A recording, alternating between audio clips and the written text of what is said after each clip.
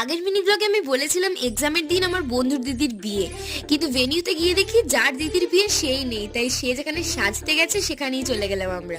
আর সেখান থেকে ম্যাডামকে ধরে বেঁধে নিয়ে চলে এলাম, কারণ দিদির বিয়ে তো শেষ হয়ে যাবে নইলে। উফ, তবে গিয়ে দেখলাম ও দিদি এখনো বিয়েতে বসেনি, হাফ ছেড়ে বাঁচলাম আমরা। তারপর আমাদের একটু খিদে পেয়ে গেল। স্টার্টার্সে ছিল কফি, জুস, চিকেন পকোড়া আর ফুচকা। তবে সিঁদুর দানকে মিস করলে হয় নাকি, তাই বিয়ে দেখতে চলে গেলাম। তবে বিয়ে শেষ হতে না হতে ম্যাডাম আমাদের কান্নাকাটি শুরু করে দিল, তাই আমরা মুড ফ্রেশ করতে চলে গেলাম আবার খাওয়া দাওয়া করতে। তো ফুচকা আর আইসক্রিম খেয়ে আবার চলে গেলাম আমরা বড় বউয়ের সঙ্গে ফটো তুলতে। এরা আমার বন্ধু গো, ও জামাই বাবু, এটা আমার বন্ধু হয়, কথা বলো। সবই ঠিকঠাক চলছিল, কিন্তু মাঝখান থেকে এই কাকু এসে আমাদেরকে ফটো তুলতে দিল না, নিজেই ফটো তুলতে লেগে গেল।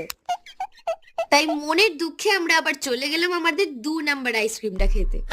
চলো, এবার অনেক রাত হয়েছে, তাই চলে এলাম আমরা ডিনার করতে। অনেকদিন পর দেখা, তাই একটু আড্ডা মেরে চলে গেলাম বাড়ির দিকে। আজকের মতো টাটা।